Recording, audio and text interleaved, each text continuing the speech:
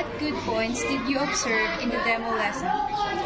Isa sa magandang point na nakita ko doon sa demo lesson ay yung malaya at ganap na paggamit ng awiting Sorsoganon. Kung saan sa pagpapasimula ng pag-aaral ay nagamit na ito hanggang sa pagsasagawa ng gawain ng mga bata. Sa pamamagitan ng estratehiyang ito, nagkaroon ng mastery at appreciation sa awiting inilakad. For the second question, sir, what possible points for improvement does the lesson need? Ang kunting mungkahing maisasabi ko lang ay lagyan ng konting modifikasyon yung awitin at paunlarin pa yung konting galaw na naangkop sa kakayahan ng mga bata. Sa pamamarang ito, maaari na itong ibigay sa iba pang mga paaralan upang magamit ito. Hindi lamang sa paaralan ito ng Basud Elementary School, pwede rin itong gamitin sa buong division ng lungsod ng Sorsogon. Thank you, sir. Hi, Madam. For the first question, what good points did you observe in the demo lesson? Okay. I appreciated math, the demonstration teaching done by Ma'am Dory, because she managed to use a lot of activities that engages the students. So I really like those interactive and collaborative activities provided by the teacher in the delivery instruction, because it gave the learners the opportunity to create, develop the value of teamwork and collaboration and responsibility. And aside from that, the presence of that expression for them to the freedom to express their opinion with regard to the topic discussed by the class.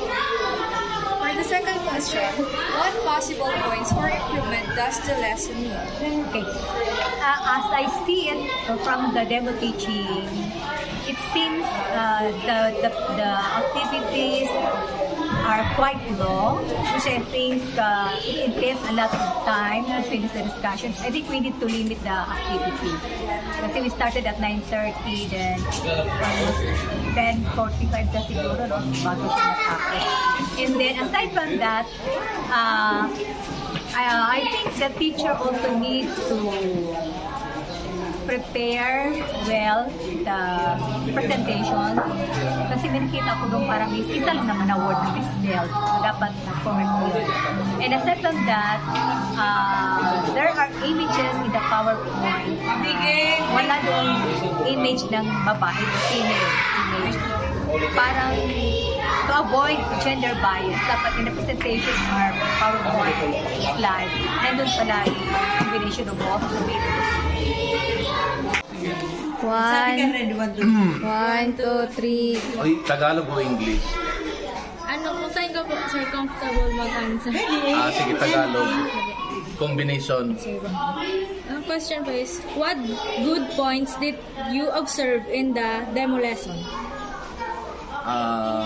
Maganda ang lesson exemplar na mayroon ng integration ng vernacular songs, specifically kanta na Sorsoganon mismo kasi nakaka-relate yung mga bata, lalo na kapag tinatanong kung tungkol saan yung kinanta. The second question is, what possible points for improvement does the lesson need?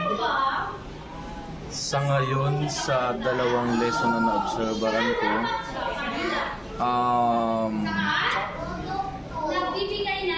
hindi improvement, hindi recommendation or hindi points for improvement, but it's more of a recommendation of the lesson exemplar itself, that it should be mass produced or it should be reproduced to be used in the field of education, especially in teaching mathematics and AP, because it is an effective tool to really encourage the learners to participate and explore the lesson. Thank you, sir. Okay, madam, for the first question, what good points did you observe in the demo lesson? Okay, doon sa demo lesson na na-observe ko, ang paggamit ng mga awitin ay nakatutulong para maging masigla ang talakayan. For the second question po, what possible points for improvement does the lesson need? Okay, dapat habang inaawit, magsasagawa sila ng kilos or habang sasaliwan nila ito ng kilos or kaya sayaw para mas lalong masigla ang mga bata. Thank you, madam. Mo, tapos ang designation mo, tapos na nagtaturuan mo, tapos name sa school. Tapos makatapos, ma-question ako, tapos answer ka. Question ako. Kung anong ano mo po, pwede in English, pwede in Filipino. Okay, good morning. Ako po si Ginang Elsa Casareno Yap, teacher to teaching grade 1 for 25 years. Okay. School po. Dito po ako nagturo sa Rosati for 23 years now. Ay, wow. Okay. Nice Dito na po ako nag-graduate. Ay, wow! Yes. Loyalty Award! Dito ako nag-graduate, tapos nang ma-permanent ako sa Marinas. It's my choice. Marinas. Then, nagbuhatan, after buhatan, papunta lang. So, I am teaching MTB for since ma'am na in-implement ang tutorial. So, how many years have you been teaching in the grade using the Sorsoganon song? Sorsoganon song, violin. For 12 years, ma'am. But nung pandemic, na-stop ko. Na-stop ko na. Pero ngayon, lately, hindi na masyado. Opo. Now, what Sorsoganon songs do you utilize in teaching your pupils? In mathematics, ma'am. Any subject, any learning area? About MTB, we sang the song Ako May Lumo. Yes. It's a Mathematics, and sometimes the days of the week. Yan. Month of the year. Yes. Yes. And Sa ASP. Sa ASP, malinis ako. Nag-create po ako ng song, ma'am. Well, but now, yung na lang, kunti na lang. Now, in what ways do you use these songs? For introduction. Introduction for that topic. Opo. Then, sometimes, parang, na lang sa kanila yun, yung enhancement. Opo. Tapos, mga fixing yes, opo. Like sa PE, we sometimes ginagamit na instead na patuhod. Then action songs kasama na yung yes ma'am, para sila ganahan nandiyan sa lesson. Now, what are the problems and challenges did you experience in integrating Sorsoganon songs in other learning areas? Have you tried integrating? Yes, ma'am. But sometimes, it has a difficulty. Kasi ang ibang pupils ko may sometimes mga English po. Hindi nila maintindihan ang Sorsoganon. So, what I did is translate. Yes, Sorsoganon to English and Filipino. Sometimes, may binigay sa amin na handouts na aklat na pero hindi ko siya nag-pandemic. Pero hindi naman yun nagamit. Kasi siguro, mahaba kasi ang kwento about the history of Sorsogon. Yung mga songs, halimbawa mga audio materials for the learners to listen, were you given? Sometimes no. Kasi hindi pala hindi talaga lahat. So, you were not happy in teaching MTV in using, kaya lang. But not sometimes when it comes pag pure MTV, pagdating sa evaluation na di kulunod, hindi satisfied ang result. Hindi nila maintindihan minsan. Hindi happy. Hindi maganda ang Ano din, nakaisip parang may lang. kulang. Opo. Tapos din, syempre ma'am, yung textbook mga na ginagamit namin. Isa sa naga. So you have to adjust. Mag-adjust ka. Yes, ma'am. Pagdating, binibigay namin yung mga books. Tapos iba naman yung ibang mga words ang nakibabasa na. Kino, daga, Contextualize. So, iraga. Paris na May mga conflict of Yes, ma'am. of Kaya, meaning. minsan, pag halimbawa may mga story doon, kinokontext ko. Para mas maintindihan nila yun. Now, how do you find teaching using Sorsoganon dialect? Was it easy? Difficult? Were you happy?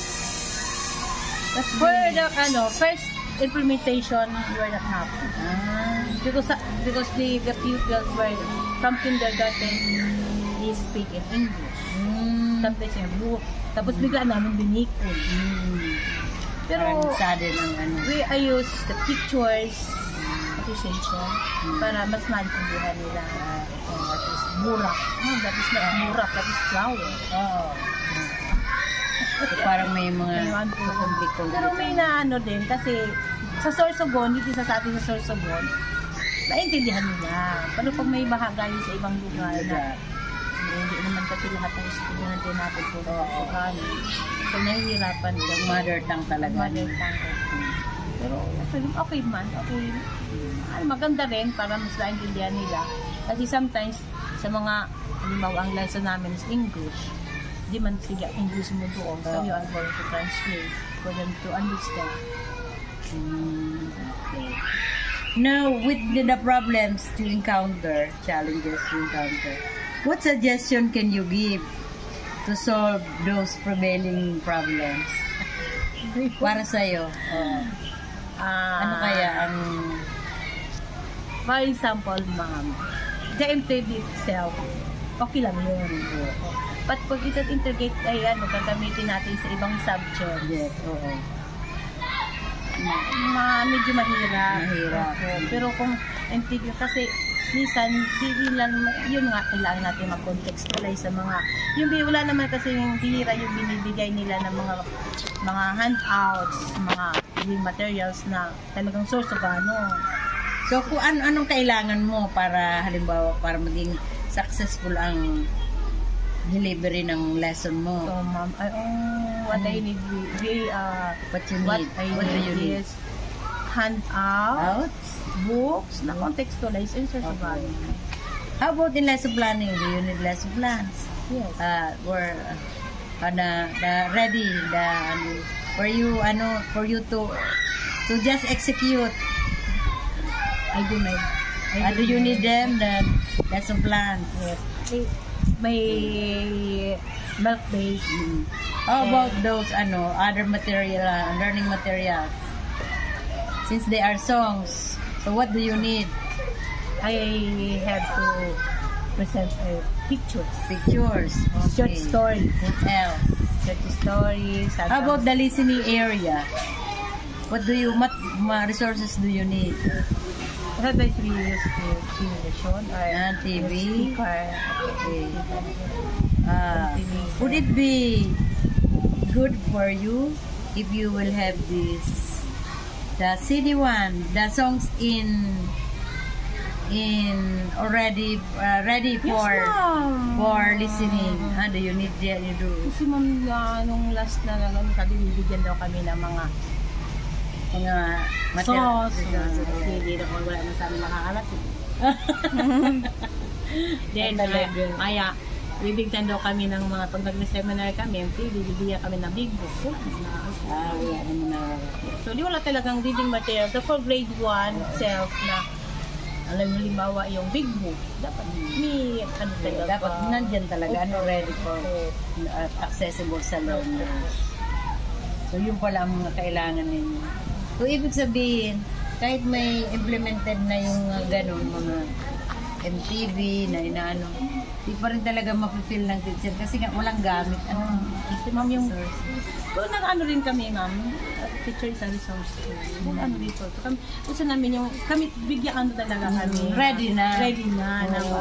Gamitin sa Philippines. Kasi yung ano, yung books, naga, textualize, tapos konti na. Like, palis ngayon, taon na ito, wala kami book. Dumating mga... Pero sa lesson plan, hindi ka naman nahihirapan. Okay lang sa akin lesson plan, kaya ako mismo gumagawa ng lesson plan today. Ang sulat yung lesson plan. Kasi wala naman, hindi naman ako gumagawa. Gamit yung mga ready-made. Kasi inaano ko talaga. Kasi sometimes pag magawa namin gagamit. Halimbawa sa akin, gagamit ako ng mga ready-made na lesson plan. Sometimes yung objectives mo hindi mo na-carry. Oo. Kasi nga kulang ka sa gamit. Buti lang kung isang subject lang, ano, hindi maraming subject. Pero yung ibang gamit sa grade 1, halimbawa sa MTB, nagagamit ko din sa ibang subject. Oo, yun. Yung mga ano. Yung mga kailangan lang namin, yung books talaga, yung mga big books, mga reading materials na ibibigay sa amin ng DepEd na yung talagang source of values. Oo. Lalo na yung ano, kung halimbawa sa mga ano naman, mga songs naman, dapat may audio materials, ano. Kasi mahirap mo maghanap ng songs. Source of values. Paghanap ng source of values, kailangan mo muna i-translate para mas lalo nilang yung source of values. Sometimes yung mga bata, ma'am, hindi namin alam yan, ano yan? Kahit kuminsan, yung nagtatranslate, nagka-contextualize kami ng galing sa nagang dialect. Yung, ano ba yung salita mo? ang dulag, nagdulag. Oo, dulag. Ano ba yung dulag? So, I have to look for a person na pwede sa akin sabihin, kasi hindi ko alam yung dulag. Yung pala, mga vocabulary. Baboy na lalaki. Oo. So, hindi ko maintindihan. So, yun na. Ay, galing ni ma'am. Thank you very much. Nag-enjoy ako kan ma'am. Talagang, wow na. Sabi ka. Okay, mama, isug-isug ka na. 1, 2, 3, go. Good morning. I'm Alex Eligumba from Rosati Elementary School. I'm the school head of this institution. Recently installed school head of Rosati Arellano Elementary School. Sir, how often do you conduct classroom observations? I've conducted classroom observation based on schedules in our work plans.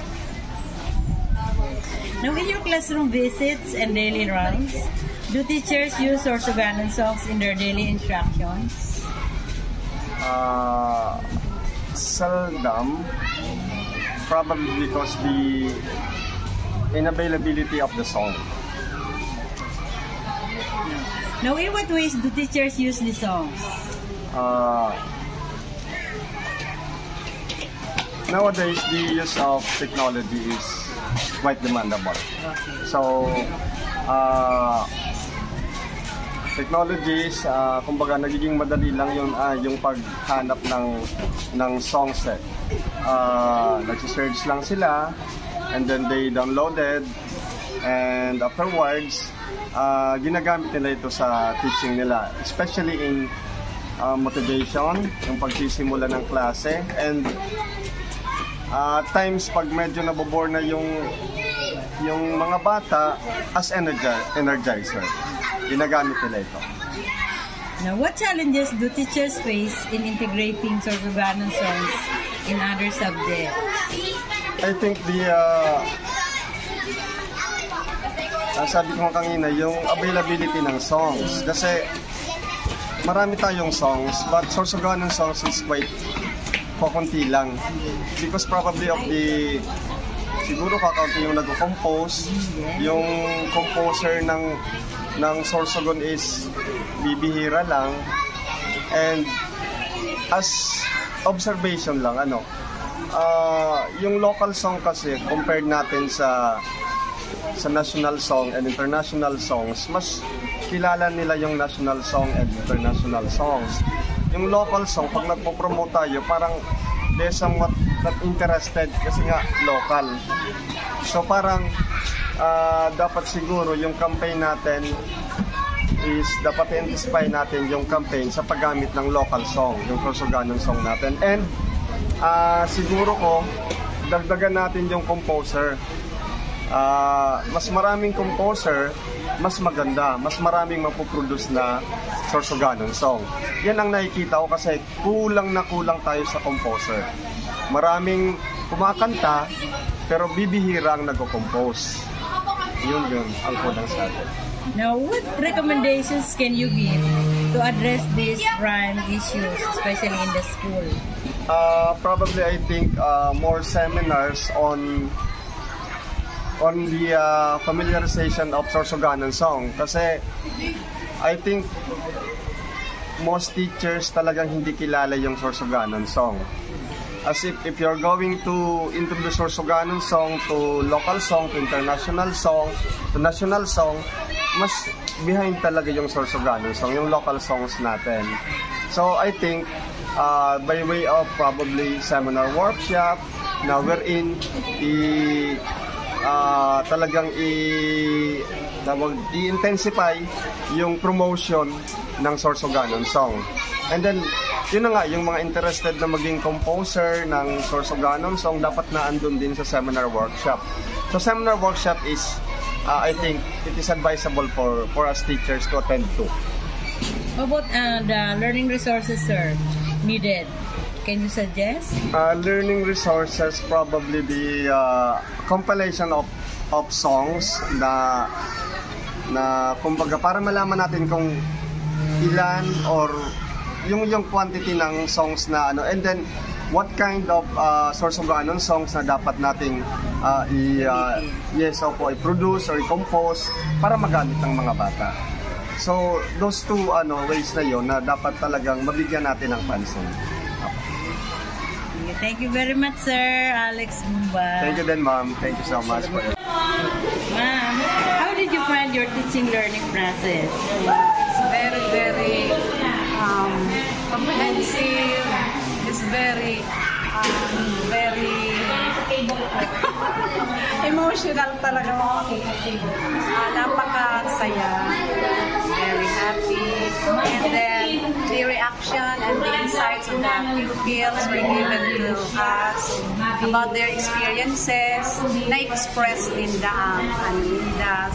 sa lesson ko. Appreciated kasi ng lesson ko. And nakita naman siguro na all participated. Okay. Which part did you like best? Which part of the lesson did you like best? The singing and their interaction about the reactions of the video presentation and all. I think all of talaga ba? Ma'am, how did the learners react on how you facilitate the lesson? All reacted with their emotions according to the video, especially how the video presented and also the singing of the pupils. Then I was amazed na they know the tune of those songs of the two songs. Now, if you were to reteach your lesson, what possible improvements can you suggest? I forgot. I forgot this part, which is this is very important na part of the lesson because this is how they are they going to form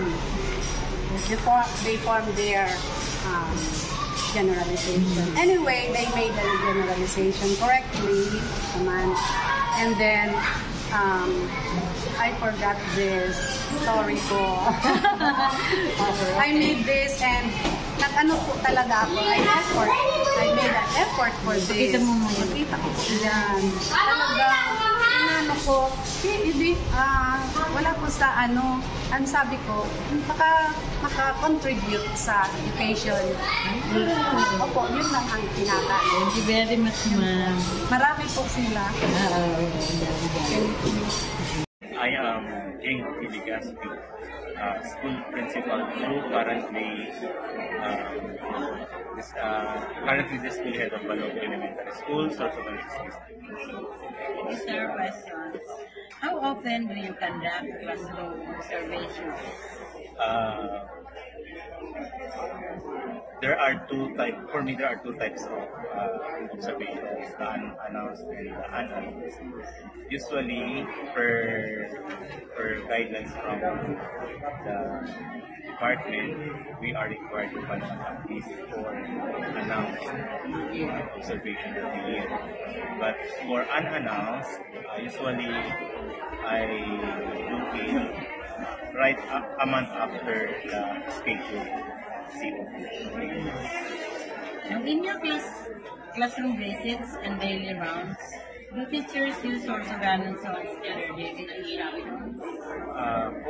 I have noticed that some of the teachers in the primary are indeed using songs, poems in the local dialect. But for intermediate, it's very simple. Now, in what ways do teachers use these songs? In what ways do teachers use these songs? They use the songs, the local composed songs, usually as part of their motivation, and of course to motivate learners within the classroom observation. Now, what challenges do teachers face in integrating songs in other subjects? One challenge is not all teachers are adept to when to use these local songs, and when to use that in their specific classes. So one area for improvement is really to train teachers kung kailan and kung saan bahagi ng lesson pwedeng gamitin yung songs nila. Now, what recommendations can you give to address these crime issues?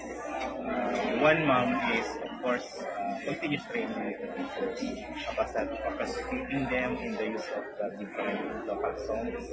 And then another one, siguro ma'am, we can also make a compilation na pwedeng magamit ng mga teachers. Thank you very much, sir. Okay, ma'am.